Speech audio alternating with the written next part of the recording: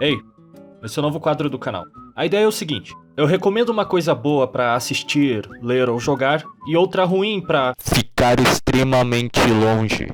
Aproveite.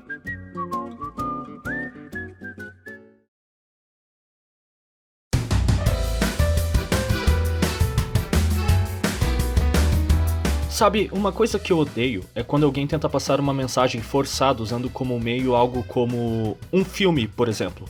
Quando se leva em consideração a mensagem mais do que o filme como um todo, você acaba prejudicando o projeto e como resultado você tem algo falho. E o que isso tudo tem a ver com Blue Submarine? Simples, ele não faz isso. Apesar de ele adentrar temas como guerra e a relação do homem com a natureza, o anime consegue prender sua atenção e a mensagem nunca parece forçada. Originalmente, Blue Submarine era um mangá escrito e ilustrado por Satoru Ozawa e publicado durante 1967. Porém, em 98, o estúdio Gonzo lançou o primeiro capítulo de uma série de OVAs baseada no mangá. OVA significa Original Video Animation. Com 4 OVAs no total, lançados de 98 a 2000, os episódios tiveram uma boa recepção. A revista japonesa de animes, Animage, ranqueou Blue Submarine como o 70º melhor anime de todos os tempos. O enredo foca num futuro onde o planeta Terra foi inundado e os oceanos são habitados por criaturas que entraram em guerra com a humanidade.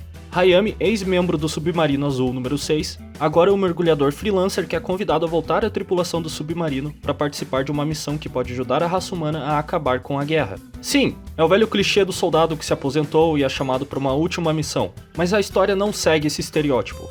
Hayami, apesar de ser até um pouco hedege no início, vai mudando e começa a pensar que talvez o caminho que a humanidade deveria percorrer é outro. Blue Submarine combina técnicas de animação tradicional com o uso de gráficos em 3D, e foi um dos animes pioneiros dessa técnica. É claro que, comparando com hoje em dia, o 3D não é mais lá essas coisas, porém o anime mais do que compensa isso com uma trilha sonora muito boa.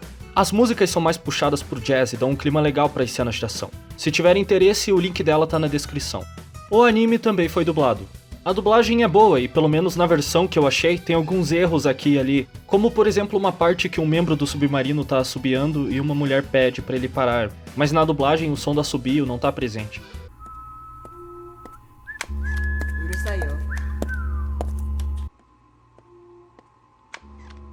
Esse barulho está me incomodando. Também tem umas partes que a pronúncia das falas ficou meio estranha. Ei, aonde você pensa que vai sozinho? Você salvou meu tio.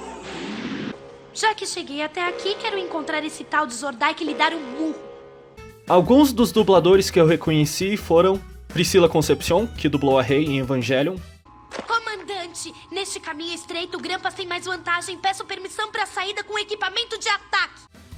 Silvio Giraldi, que dublou Daryl em The Walking Dead e Inveja em Fullmetal Alchemist. Já morreram 1 milhão de pessoas, 1 ou 2 a mais, não vai fazer a menor diferença, não é mesmo? Luiz Antônio Lobue, dublador do Piccolo em Dragon Ball e do Ira em Fullmetal Alchemist.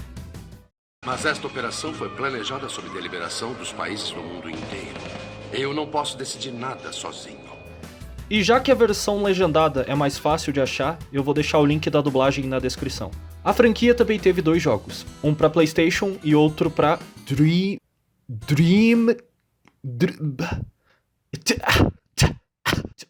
Chamon. A franquia também teve 2 jogos, um pra PlayStation e outro pra Dreamcast. Consegui. Agora eu vou falar sobre uma parte mais no meio da história, então se não quiser levar spoiler, pula pra esse tempo na tela em 3, 2, 1, você foi avisado. Tem esse tal de Katsuma, que era amigo do Hayami e acabou virando um homem-peixe. O problema é que nunca explicam como ou por que ele se transforma e nem se isso já aconteceu com mais alguém. Isso significa que os monstros do navio fantasma eram humanos também? E o Katsuma, apesar de ter ficado daquele jeito, ainda parece ter consciência. Então, se os monstros eram humanos, por que eles estão atacando os humanos? E se Zorndike podia transformar a raça humana, por que ele não fez isso desde o início? Eu não sei. Mas o que eu tenho certeza é o seguinte. Esse é um ótimo anime que, apesar de deixar perguntas demais no ar, tem uma história interessante, uma soundtrack muito boa e uma animação 2D caprichada. Se tivesse que dar uma nota, eu daria um 7. Eu definitivamente recomendo Blue Submarine.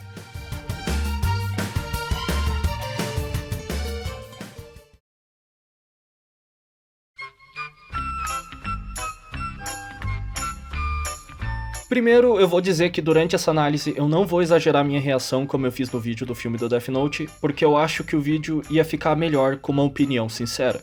Com isso esclarecido, podemos concluir que Pulpa é uma merda.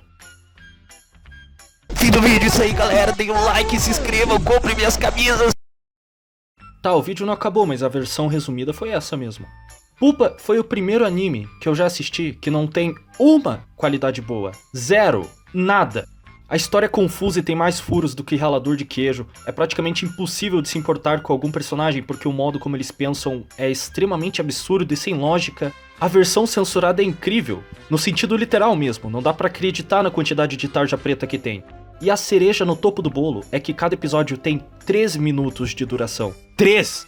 Tudo que eu tenho pra falar daqui pra frente só vai repetir isso. Ah, e vai ter spoiler, mas eu acho que ninguém liga.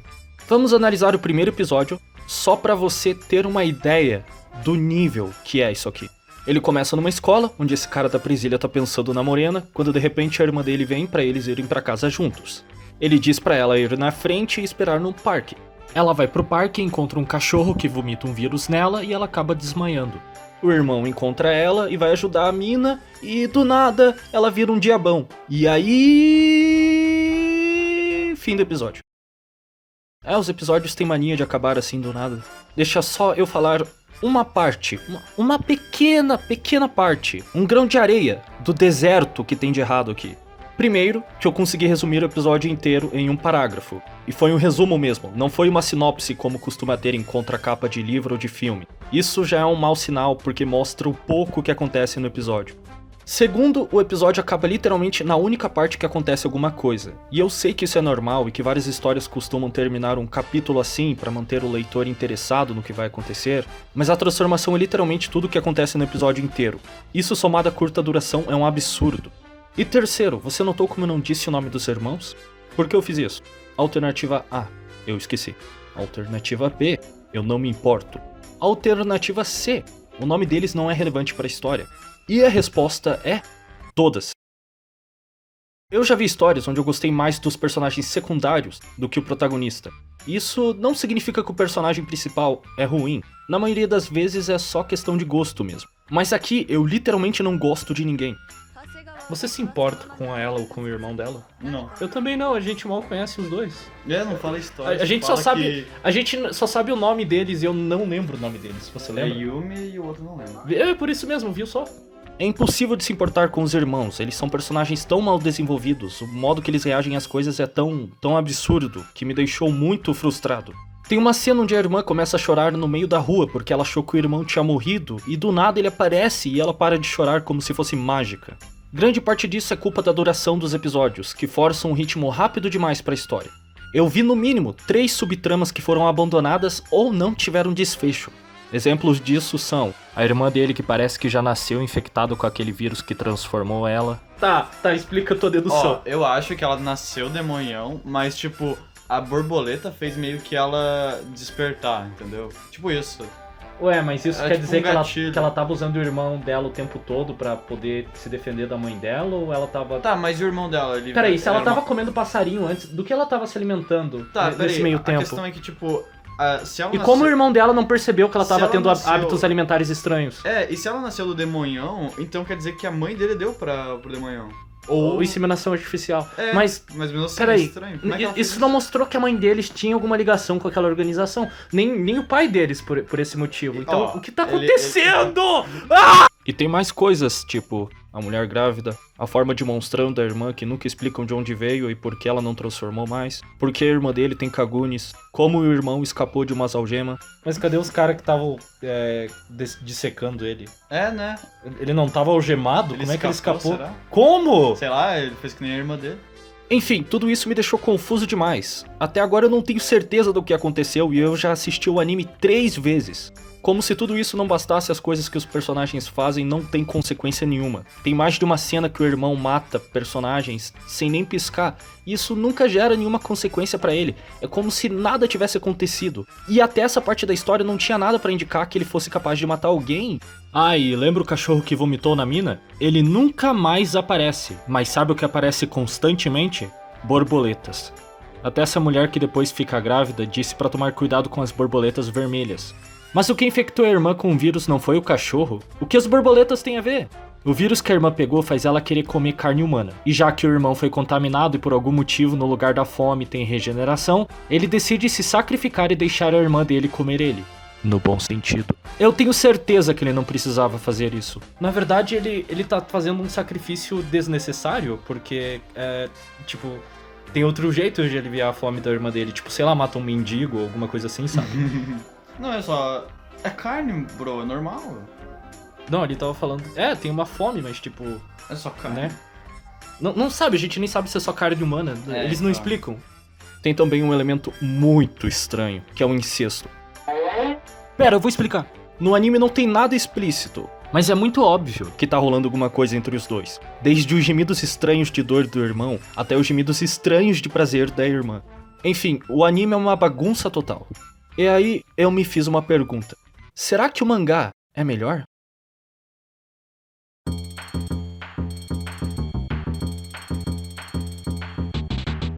Nas minhas primeiras impressões, pareceu que o anime seguia o mangá e que deu uma adaptada no traço, porque, pelo amor de Deus, olha isso. Não é a pior coisa do mundo, mas é estranho. Parece aquelas caretas do Joey, do Yu-Gi-Oh! A principal diferença é que o mangá tenta ter um tom mais de comédia no início e o irmão dela parece um pouco o irmão da Teruhashi, do Saiki Kuzuo, porque os dois têm uma obsessão muito estranha pela irmã deles. O que na verdade faria um pouco mais de sentido na história. E eu não vou mentir, o primeiro capítulo é muito melhor do que o episódio 1, apesar de os dois começarem e terminarem no mesmo ponto da história. De novo, eu acho que isso é culpa da duração dos episódios. O formato que eles escolheram simplesmente não funciona para uma história de suspense, ou sei lá o que Pupa é. Algo assim ia se beneficiar muito de um ritmo mais lento, pra gente poder ver como os personagens reagem aos eventos da trama. E por que os episódios são tão curtos? Bem, na verdade o anime era pra estrear em outubro de 2013 com episódios de 20 minutos, mas ele foi atrasado até janeiro do ano seguinte. Tem alguns rumores por motivo do atraso, como que de que nenhuma emissora queria comprar o anime, então eles tiveram que atrasar a estreia, cortar os episódios e censurar, mas não tem nada confirmado.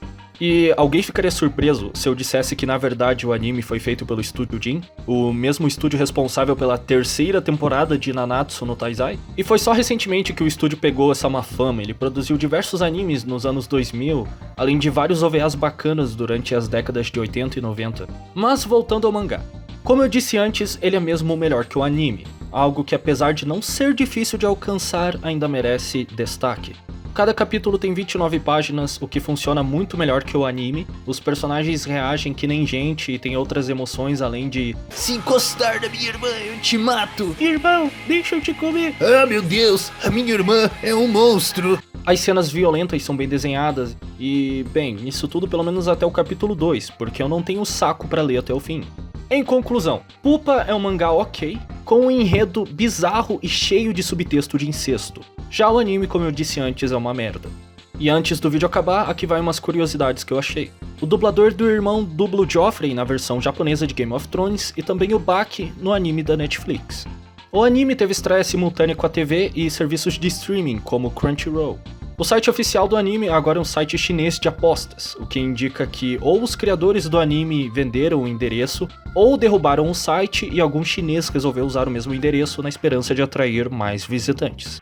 O mangá terminou a publicação em dezembro de 2013, totalizando 34 capítulos e 5 volumes. Em fevereiro de 2014, um capítulo extra foi lançado.